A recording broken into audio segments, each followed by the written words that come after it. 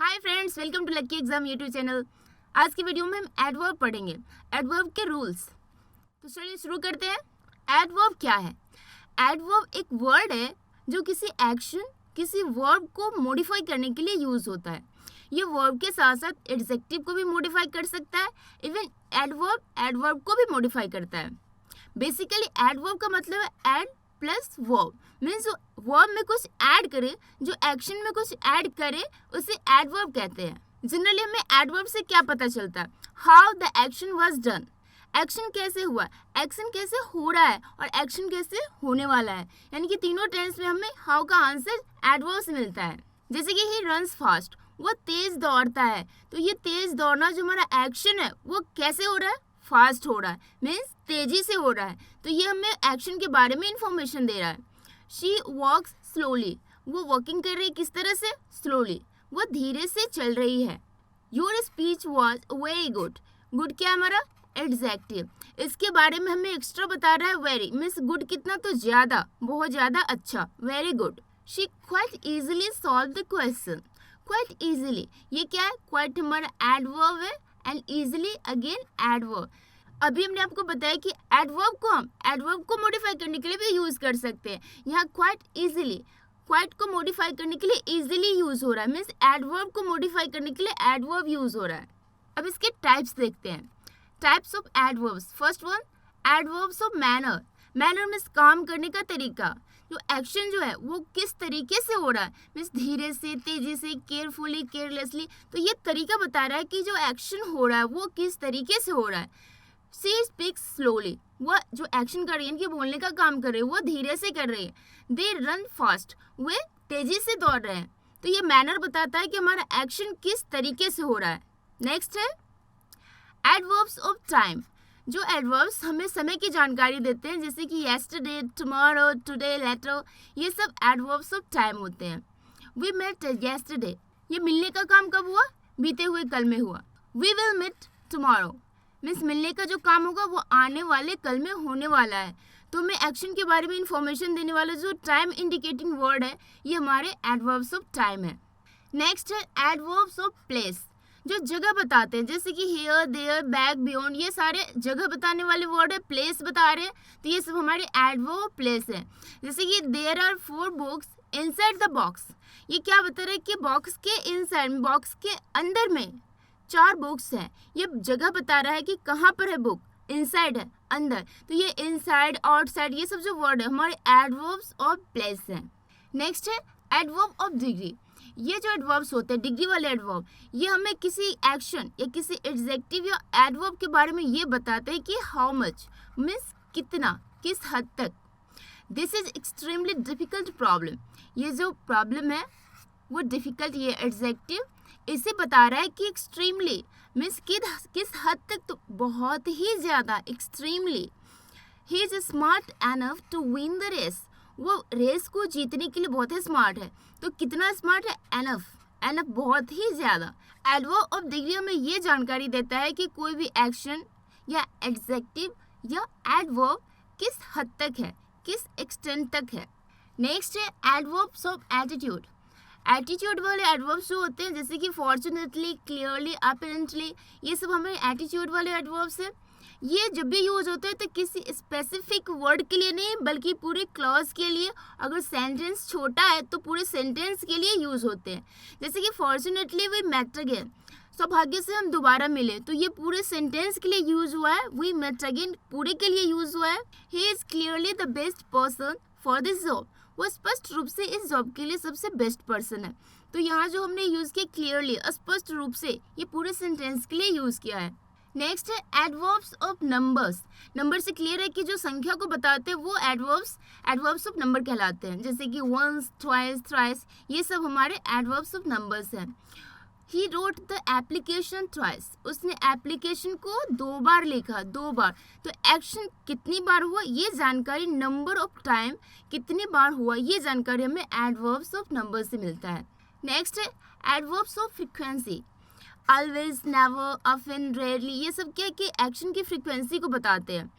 He always commits the same mistake, ये जो commit कर रहा है मिस्टेक, गलती कर रहा है, किस तरीके से कर रहा है? तो बार बार कर रहा है, ऑलवेज कर रहा है। वी गो देयर ओकेजनली, वहाँ हम जाते हैं, ये हमारा एक्शन है गो, ये कैसे हो रहा है, तो ओकेजनली मीन्स कभी कभार। नेक्स्ट है रूल। अब हम एडवर्ब के रूल्स पढ़ेंगे। रूल नंबर 1, जनरली एडवर्ब्स कहाँ रखे जाते हैं सेंटेंस में, after the verb.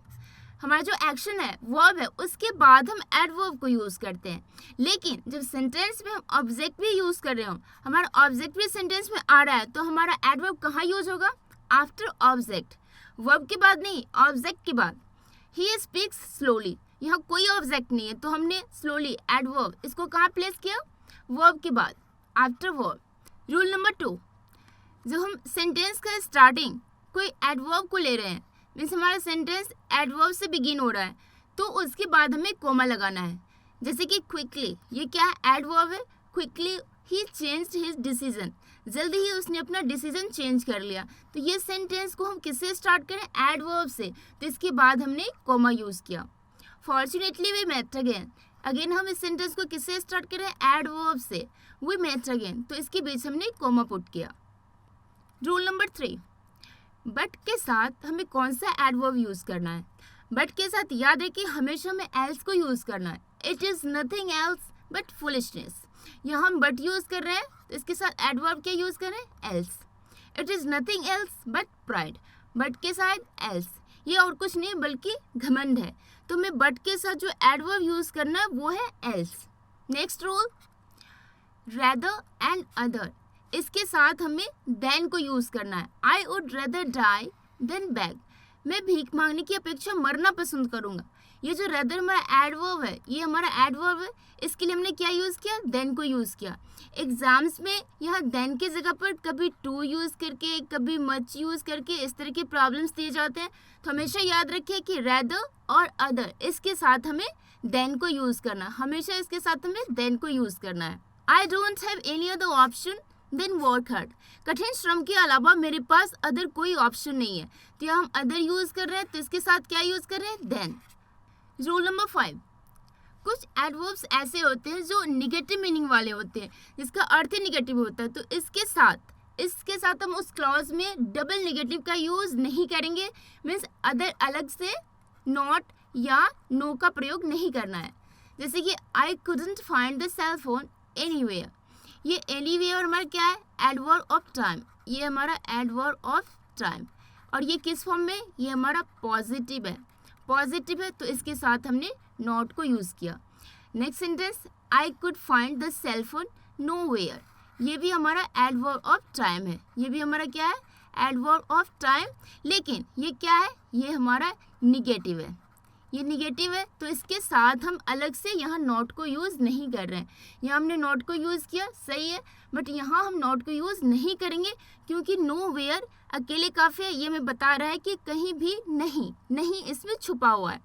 I couldn't find the cell phone anywhere, मुझे कहीं भी सेल फोन नहीं मिला। I could find the cell phone nowhere, मुझे कहीं भी सेल फोन नहीं मिला। दोनों का मीनिंग सेम है, बट एनीवेयर यूज़ कर रहे हैं तो हम नॉट को यूज़ कर रहे हैं, लेकिन नोवेयर यूज़ कर रहे हैं तो हम नॉट को नहीं यूज़ कर रहे हैं, क्योंकि नोवेयर निगेटिव है, एनीवेयर पॉजिटिव है।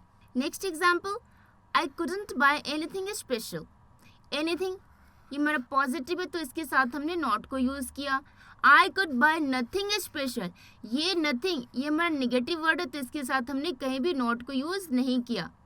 Next rule, order of adverbs, एक ही सेंटेंस में हमें एक से ज़्यादा एडवर्ब्स को यूज़ करना हो तो उसे हम किस ऑर्डर में रखेंगे, पहले मैनर आएगा, then place, then time. He played very well in the Nehru stadium last evening, well means adverb of manner, means उसने जो एक्शन किया, प्ले किया, ये एक्शन किस तरीके से किया, किस मैनर से किया, तो वेल अच्छे तरीके से किया।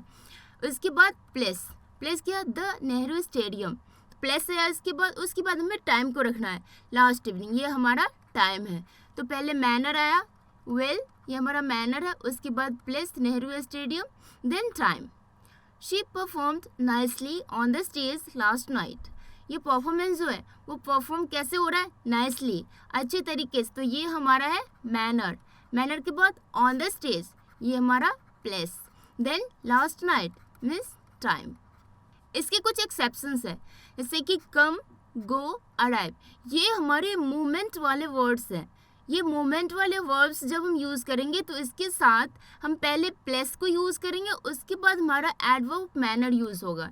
The boys came to auditorium very fast. यहाँ हम ऑडिटोरियम मीन्स प्लस, यहाँ प्लस को पहले ले रहे हैं, उसके बाद फास्ट मीन्स मैनर को ले रहे हैं। तो ये जो वर्ड है मूवमेंट शो करने वाले वर्ब्स, इसके साथ हम प्लस को पहले यूज़ करेंगे, उसके बाद adverb manner. She went to home slowly, तो ये होम क्या है, प्लस है, स्लोली क्या है, मैनर है, एडवर्ब मैनर।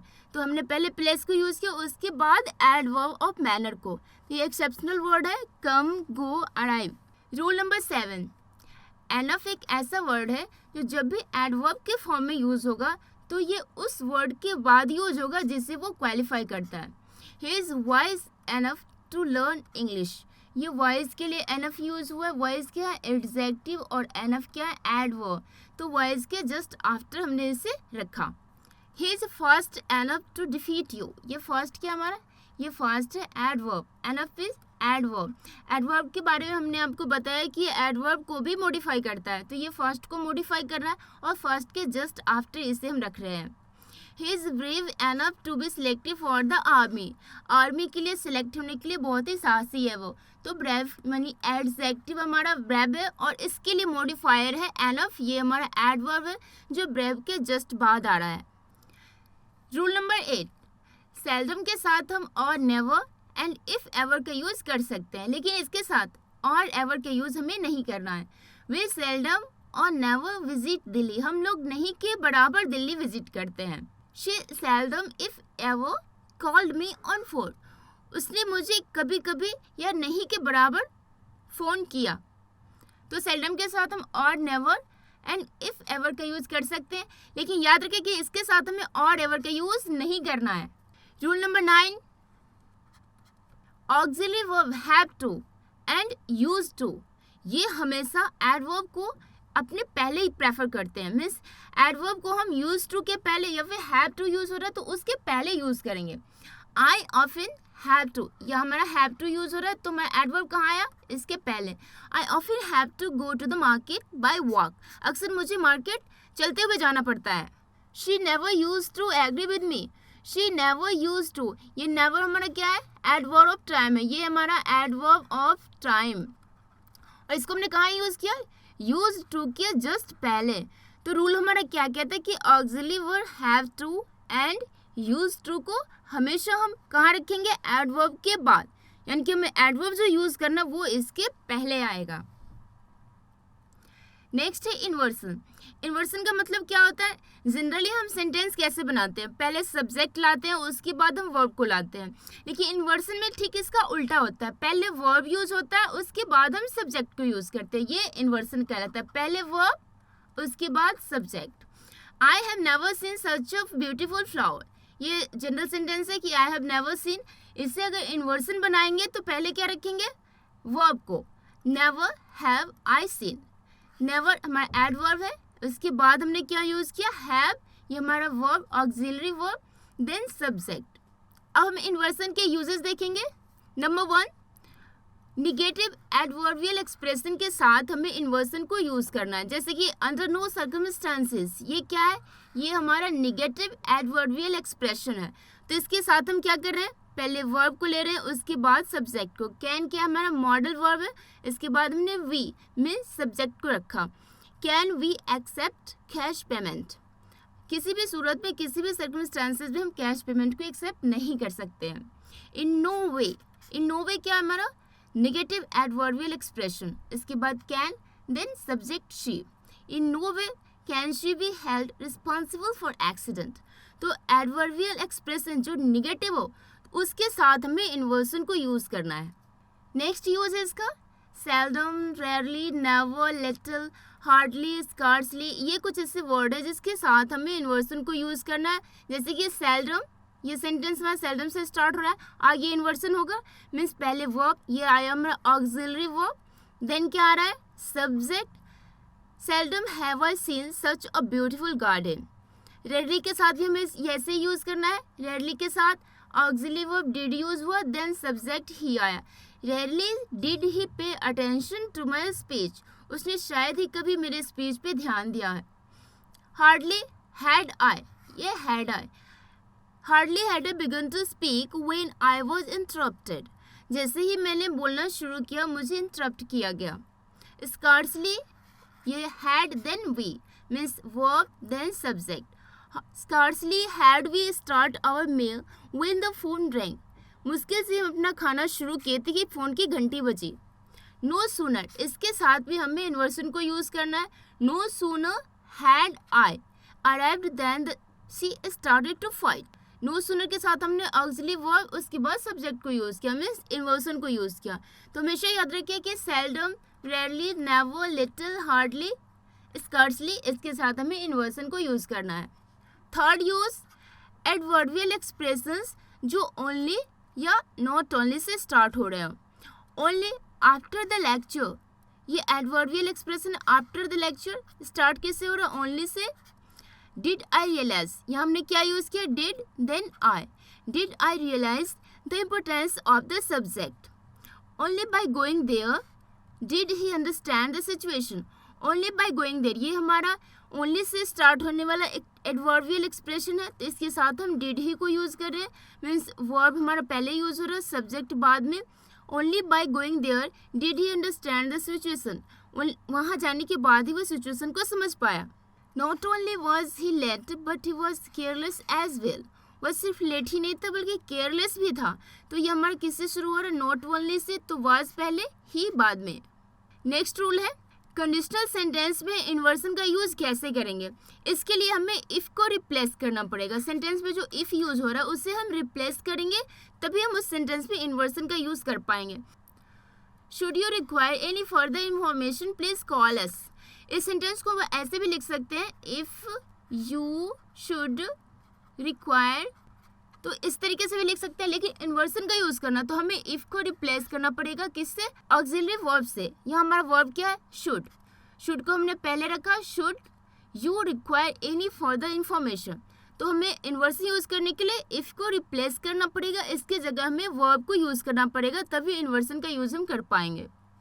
नेक्स्ट है had the people not been informed the situation would have much worse.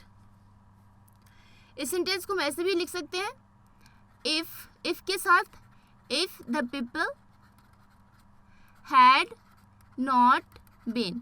तो ये सेंटेंस भी हमारा सेम मीनिंग का होगा. if the people had not been informed the situation would have been much worse.